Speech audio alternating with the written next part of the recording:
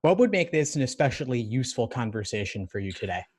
For me, I already began writing my personal statement, but the biggest question that I have is the difference between a personal statement and a diversity essay.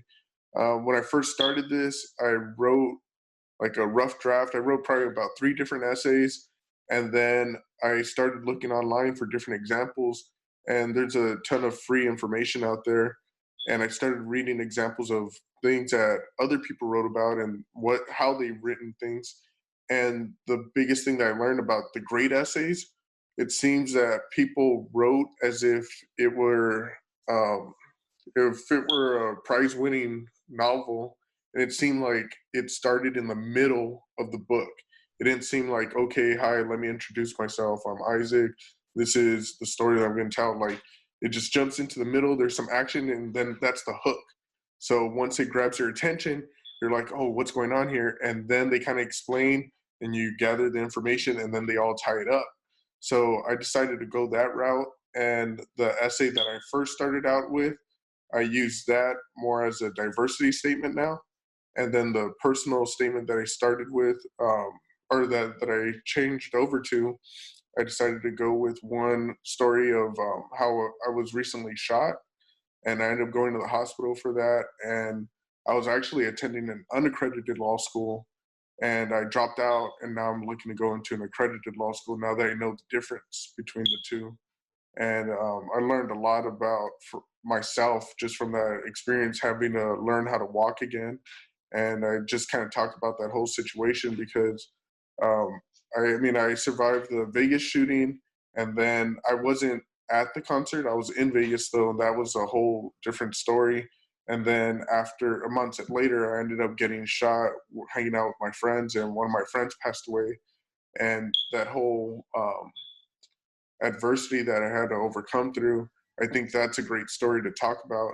So the way I wrote the story, it starts off with me already being shot, but I don't talk about me being shot. I just talk about the things that I was doing. I was trying to drive myself to the hospital. And then, in the middle of the story, I talk about how, I was bleeding because I'd just been shot. So then once I caught your attention talking about there's blood and there's a phone call and all this, I bring it together by mentioning that I was shot. And then I wrap it up by saying, I know there's a ton of things that I won't know about that I'm going to have to overcome. There's a bunch of adversity challenges that people face when they're in law school. And I don't know what those challenges will be, but at the end of the day, I learned how to teach myself how to walk again with the help of doctors, going to physical therapy. And at the end of it all, it's like what's difficult for one person isn't difficult for another. But I know that it was extremely difficult for me to overcome the challenges that I face. I think that's going to make me a great law student because I don't know what difficulties I'm going to overcome, but I know that I could overcome any difficulty after learning that. Certainly, Isaac. Wow, that's an incredible story. And it sounds like you've been through a lot of incredibly difficult, harrowing experiences. And my condolences as well on the loss of your friend. I think that you have gone through a lot of different things, and many of them could make for great personal statements or diversity statements. To circle back to your initial question about what is the difference between personal statement and diversity statement, there isn't necessarily a huge one, except for perhaps the length. A personal statement may be slightly longer, of course.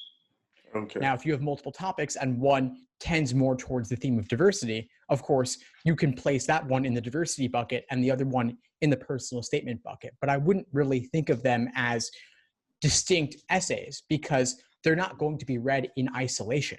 Rather, they are different component parts of a complete law school application. So I would pick one area for each statement and go deeper on it. You're right that personal statements or diversity statements, these are personal pieces of writing. And because you have such limited space, you do need a hook. Some novels start with hooks as well, but this is not a resume. This is not a chronology from start to end. You do, of course, want to grab their attention with that hook, and then perhaps take a little bit of time to zoom out and talk about the bigger picture, and of course, answer the question of why law school. Now, you've mentioned several different things. you could pick any of them to make personal statement topics or diversity statement topics. What I would encourage you to do, though, is not try to explain everything in each statement. There will inevitably be some things that are left out of your application altogether. Some of them might be covered in the resume, but some might not be. And so when you were describing the different experiences that you've had, I know you were just telling me your background, but I wouldn't want that to be how a statement read, because then you run the risk of a laundry list, simply listing everything that happened from start to finish. Some details will be left out. I think the idea of getting shot, that is, of course, a unique experience. And if you said that it was not in the statement, I might think about including that in some way, because that does speak to the gravity of the situation that you underwent. How does that strike you?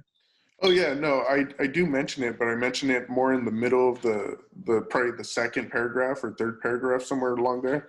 And that's exactly where I was going with, because my diversity statement just seems like it's a laundry list, where my personal statement, it just seems like it's dead on right now. I really haven't shown it to anybody. I had one person read through, and then there was just some minor changes that they mentioned, so I made those corrections. But other than that, it's more like the diversity statement right now seems to be where it's like not coherent, and my personal statement just seems to be on point. But yeah, there was a lot of details that I left out, just because it's limited to 2 pages, double space. And when I wrote it, well, I mean, there's a few schools that will take 3 pages, but I feel like less is more in this situation. So I just try to keep it as concise as possible. So I think I'm really close to being there on the personal statement. And then the diversity statement, that's where it's like, okay, what makes me diverse? I feel that there's like 20 different things that makes me unique. And it's like, how do I explain all of this in 2 pages without rambling on? And I'm not mentioning things that are on my resume, because I don't feel like, okay, me working at a bank and then working over here and working over there, that's really diversity. For me, it was more of my background, like being raised at a trailer park. Like a lot of people talk about growing up poor or whatever, but it's like I don't hear about anyone coming from a trailer park. And growing up, the only person I thought I knew that grew up from a trailer park was Kid Rock. And then years later, come find out he had like this 5-acre estate. It's like, okay, that was all a hoax. Like that guy never spent a day in a trailer, you know? So I think that makes me unique. And so I decided to put that All right, in so the let's hold up right there statement. for a second, Isaac. Yeah. So trailer park, you're the background in which you were raised. That right there, you said that there were several different things you were talking about in the diversity statement, but the one thing you mentioned to me now was the trailer park. So what if you spent the entire statement just focusing on that? Yeah, I think that would be great. It's just like, then I also want to talk about, you know, the high school that I went to being underprivileged, and, you know, there's just so many different things, but I think you're dead on, just sticking to one topic, kind of like how I did on the personal statement. That's probably going to be much more effective. And there are places in your resume you can hint at other things if you want to. So if there are other activities that relate to diversity in some way, maybe you can work them in. Or you can even have a section on hobbies, interests, activities, and you can make certain allusions there depending on what you've done that can hint at diversity as well. Okay, great. Yeah, I think that's dead on. And then it was just like, I also wanted to talk about my family, but from what I've read online, it's all the advice is saying just keep it more personal to me. But I did want to mention that, like, okay, my mom comes from Mexico, so she was an immigrant. So I'm basically a first generation American, but I think I could probably tie that in with the main focus being growing up in a trailer park. You can in one phrase, first generation. If you just say that, that contains a lot of information.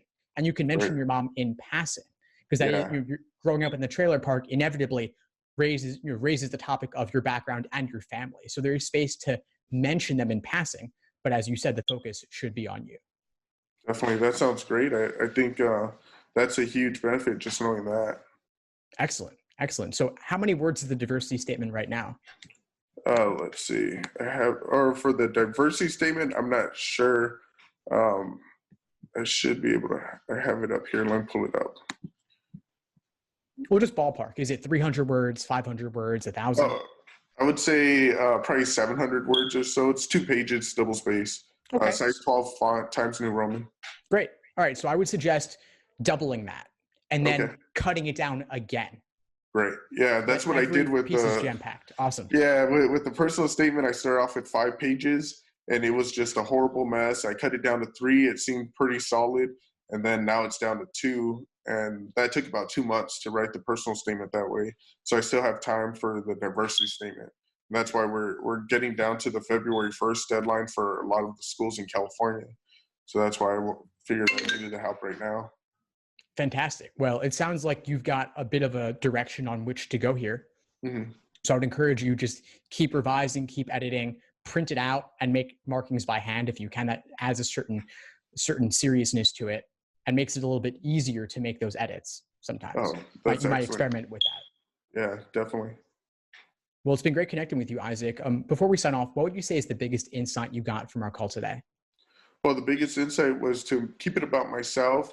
And I could also mention things in passing where it's going to be jam-packed with information. So I don't have to directly talk about it.